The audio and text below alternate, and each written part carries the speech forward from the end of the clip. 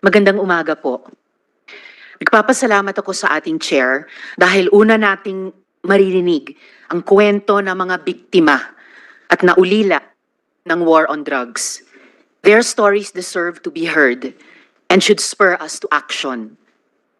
Mga kababayan, dati walang kagatol-gatol na nangako si President Rodrigo Duterte na papatayin niya ang kapwa niya Pilipino. Mga ama, ina, anak, magkakapamilya at magkakapitbahay, mga journalist, mga kritiko, alang-alang sa baluktot na pagkakaintindi niya sa kaayusan at kapayapaan. Yan ang isa sa mga pangako niyang sana hindi na lang niya tinupad. Maraming nagsasabi, nagbibiro lang daw si tatay. Pero sa ngayon, hindi tayo nandito para magtalo pa kung anong ibig niyang sabihin sa libo-libong beses na sinabi ni President Duterte na papatayin niya tayong mga Pilipino. Today, we will take him at his word. Ngayong umaga, iimbestigahan natin ang madugong war on drugs at ang mga batas at polisiya na nagpahintulot dito. Malaking bagay po ang partisipasyon ni dating Pangulong Duterte bilang chief architect ng gyerang ito. Kulang ang anumang investigasyon kung hindi siya tatanungin. Ngunit, hindi ito tungkol lang sa kanya. Dahil bawat biktima ng EJK at mga naulila nila ay biktima ng sistematikong pang-aabuso. In the end, the perpetrators were even rewarded. Pare-pareho ang resulta ng investigasyon. May organized kill list, summary executions, may mga aligasyon ng planted na ebidensya, hanggang sa nabalot na ng takot ang mga barangay natin. Mga nanlaban daw kasi yan, sabi ng ating mga pulis. Kung kampanya talaga ito laban sa droga, bakit tinatayang 122 na bata ang napatay, kabilang ang 1 taong gulang na sanggol na walang kamuwang-muwang?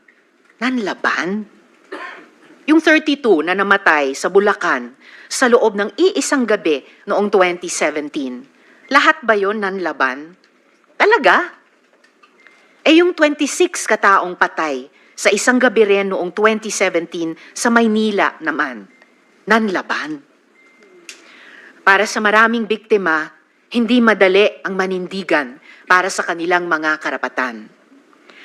Kaya sa kasagsagan ng war on drugs noong 2017, hinawakan ng aking opisina ang kaso ni Kian de los Santos at kinupkup namin ang mga testigo sa kanyang pagpatay, kasama ang mga menor de edad. Nawa, sa pamamagitan ng hearing na ito, masimula ng pagkamit ng hustisya at paghihilom para sa kanila at sa iba pang biktima. At sa lahat ng nagsasabi na ang war on drugs ay parusa daw para sa mga naliligaw ang landas, my message to you is this: there is no honor in punishment like tokhang. It should not be an honor to be called the Punisher when thousands of innocent people, including babies, have died in your name. Hindi kailanman ipagmamalaki ng mga Pilipino ang war on drugs na yan. Magang salamat, Mr. Chair. Then I'll go back to Senator Bongo. Maraming salamat po. A'udhu billahi minasyaitanir rajim. Bismillahirrahmanirrahim. Alhamdulillah rabbil alamin. Bismillahi wassalatu wassalamu Allah Rasulillahi. Assalamualaikum warahmatullahi wabarakatuh. Isa pong pagbati ng kapayapaan sa inyong lahat. Unang-una po sa amin pong tagapangulo, Senate Blue Ribbon Committee, Pinunong Minoria, Aquilino Coco Pimentel III. Magandang umaga po. Sa amin pong pro tempore, Senator Jinggoy Estrada, sa amin pong Majority Leader, Francis Tol Tolentino, Sir, at sa amin pong Deputy Minority Floor Leader, Senator Risa Hontiveros, at siyempre po sa amin pong pinakamatigas na Senador, Senator Bato de la Rosa, at sa amin pong malasakit King, Senator Go, at sa lahat po ng mga bisita, at siyempre po sa Iron Man, ang hinahangaan po naming pinakamagaling na Pangulo ng Pilipinas, PRRD, Digong, Mayor, isang magandang umaga po sa inyong lahat. Ako po ay nakikinig sa mga opening statement ng aking mga kasama. Sila po ay mga batikan na senador, mga abogado, mga kilala na po na nagbibigay ng point of view sa legal na usapin. Ang akin pong pahayag ay naratibo ng isang convicted criminal. Ako po ay convicted, ako po ay nakulong. Ako po ay nabuhay kasama ang mga kriminal sa Bilibid.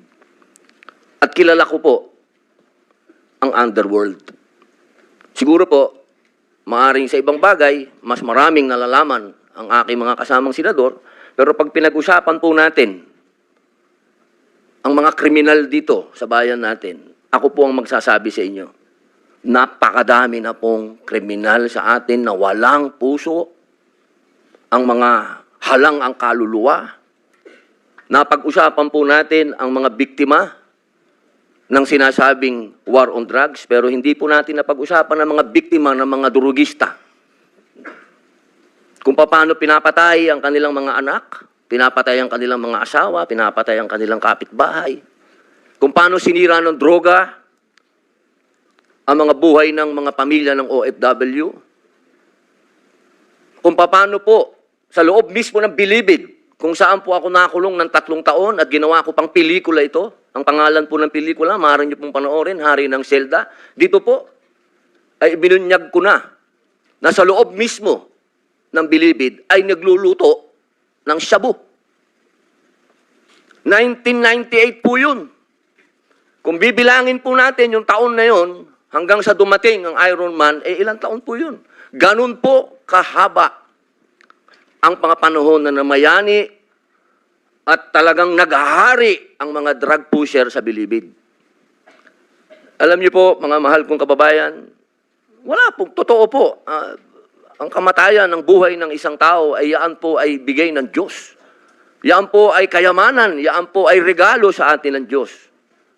Pero, mga mahal kong kababayan, ang ating pong bayan ay nasa bingit ng napakalaking kapahamakan. Kung hindi po tatitindig ang ating kapulisan, kung hindi po tatayo ang ating mga law enforcement, tayo po itatalunin ng mga sindikatong naghahari na nagluluto na ng mga droga kung saan-saan. Mga mahal kong kababayan, ang datos po ang magsasabi na nung sa panahon ni Pangulong Rodrigo Roa Duterte, masasabi ko na po na natakot ang mga kriminal.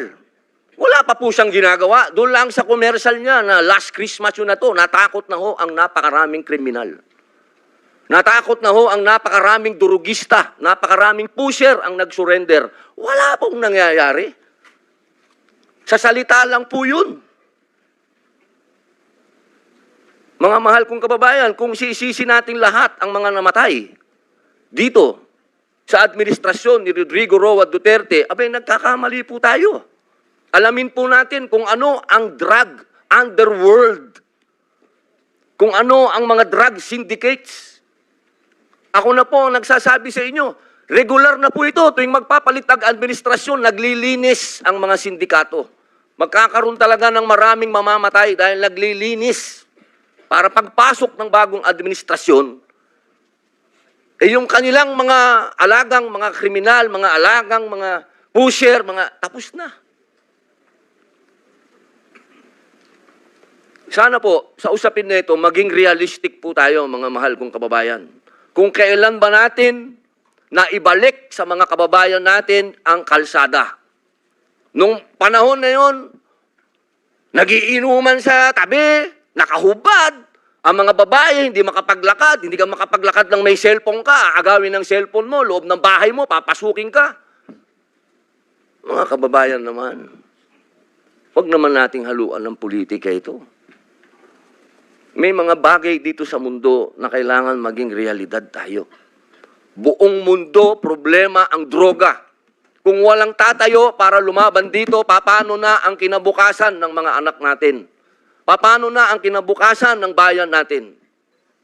Kaya sana po ang inihiling ko sa lahat dito sa pagdinig na ito, iwasan ng politika, At tingnan po natin kung saan talaga tayo tutungo ang bayan natin. Mga kababayan, lubog na po tayo sa utang, lubog pa tayo sa tubig, pati ba naman sa ganito, lubog pa rin tayo. Yun lamang po, maraming salamat po.